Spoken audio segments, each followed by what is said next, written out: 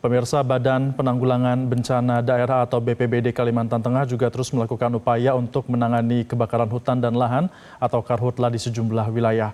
Untuk membahasnya kami terhubung dengan Kepala Bidang Kedaruratan dan Logistik Badan Penanggulangan Bencana dan Pemadaman Kebakaran BPBPK Provinsi Kalimantan Tengah, Alpius Patanan, yang sudah bergabung bersama kami. Selamat siang, Pak Alpius. Kalau kita lihat tadi nampaknya masih ada sejumlah titik api di Kalimantan Tengah. Kalau kita lihat dari BMKG, ini menunjukkan masih ada 103 hotspot di lokasi. Sebenarnya pemetaan wilayah hotspot di Kalimantan Tengah saat ini seperti apa dan di mana saja titik fokus penanganan karhutla saat ini, Pak? Baik, terima kasih. Selamat siang, Mas Febrian. Bapak Ibu yang kami hormati, pertama-tama kami menyampaikan salam dari Kalimantan Tengah. Terima kasih buat perhatian yang diberikan kepada kami.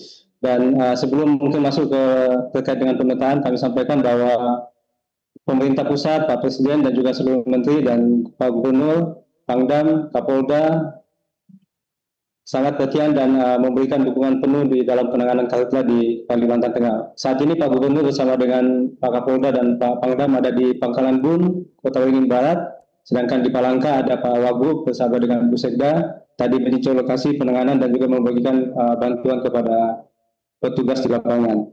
Terkait dengan pemetaan, jadi kami di BPBD selaku koordinator setiap hari memantau perkembangan karhutla yang terjadi di wilayah Kalimantan Tengah. Dari 14 kabupaten kota, kalau berbicara tentang hotspot, maka yang paling yang memang secara deteksi hotspotnya yang paling tinggi yaitu Kabupaten Kotim.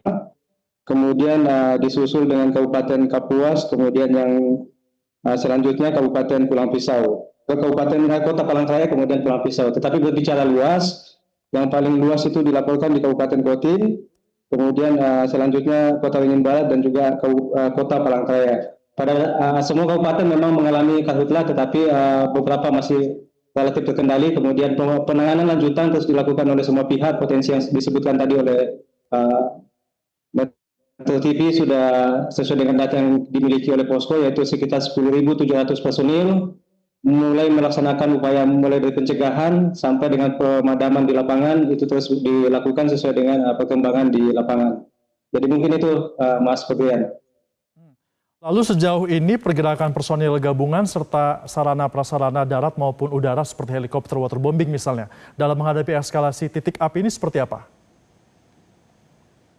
Jadi semua potensi masyarakat yang ada sudah bergerak dengan kekuatan yang dimiliki, baik itu mulai dari misalnya upaya pencegahan di masing-masing wilayah, deteksi dini, kalau ada kejadian segera ditangani, kalau berpotensi melebar akan dilaporkan ke semua petugas terdekat. Jadi kolaborasi antara semua pihak, baik itu petugas dan juga dukungan masyarakat itu terus bergerak. Kemudian dukungan waterbombing dari pusat, dari BNPB, sudah ada di Kalimantan Tengah sebanyak saat ini sudah ada 5 yang dioperasikan, dan itu kita pergaskan pada wilayah-wilayah yang memang sangat sulit dijangkau oleh tim darat untuk memutus pergerakan kepala api.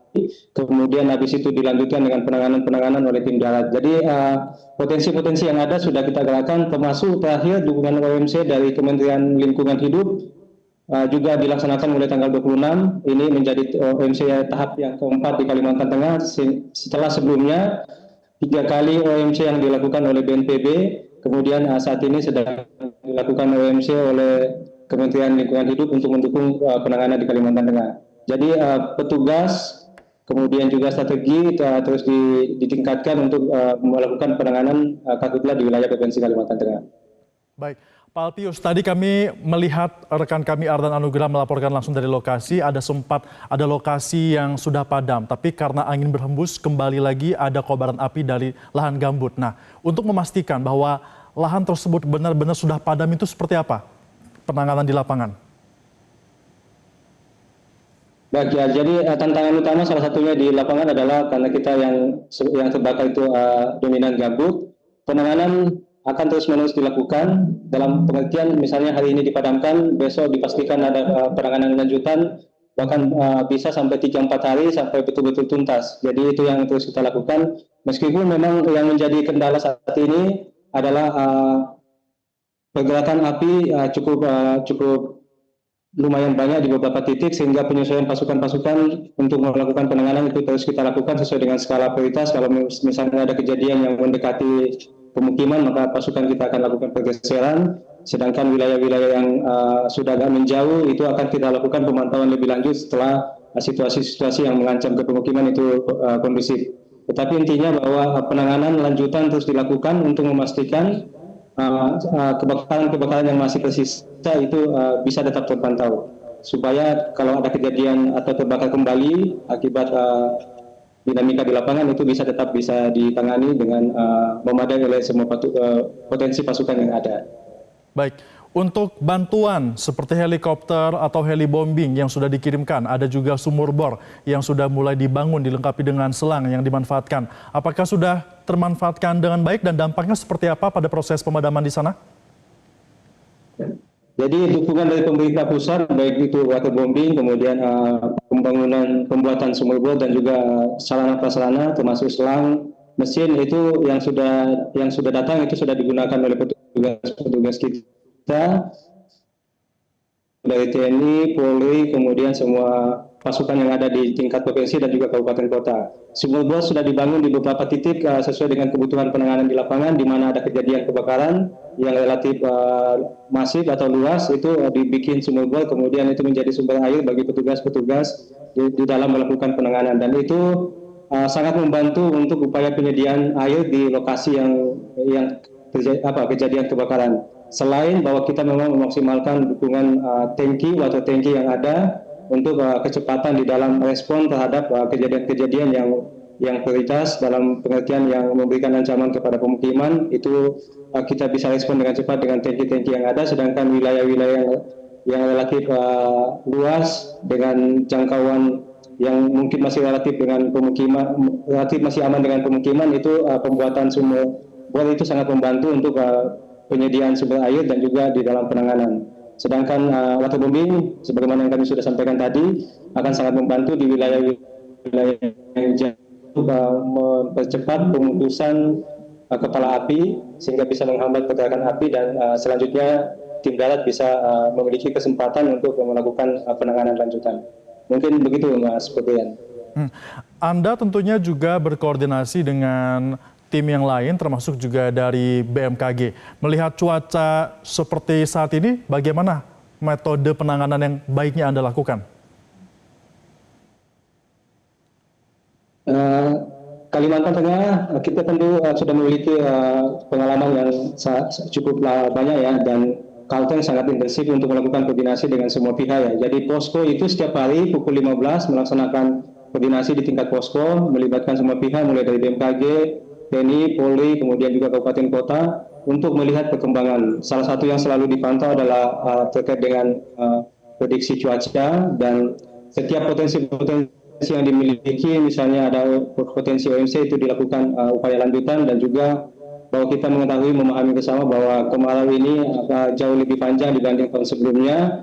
Makanya kita juga koordinasi lebih lanjut dengan tim teknis, misalnya dengan Kementerian PU untuk mitigasi struktural, juga Kementerian Lingkungan Hidup untuk upaya-upaya mitigasi pada wilayah yang belum terbakar, sehingga kita bisa mempertahankan dari ancaman kebakaran dengan cara-cara pendekatan teknis yang sudah dilakukan oleh instansi yang terkait.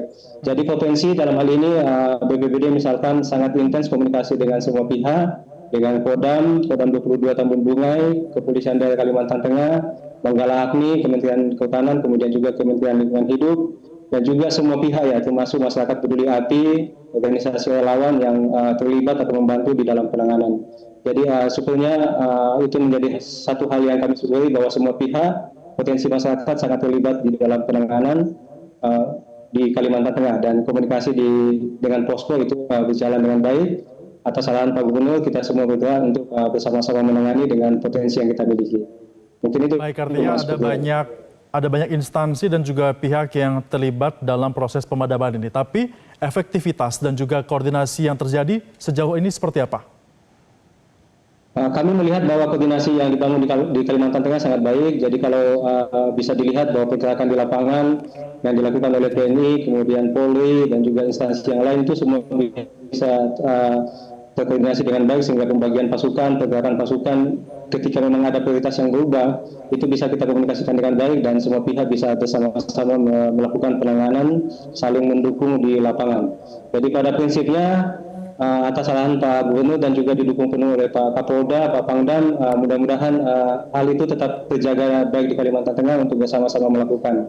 Dinas Kehutanan melalui KPH-nya juga luar biasa, kemudian masyarakat peduli api yang sudah sekian tahun dibangun dan dilatih baik oleh Kehutanan pusat maupun oleh daerah itu juga sangat membantu di dalam penanganan.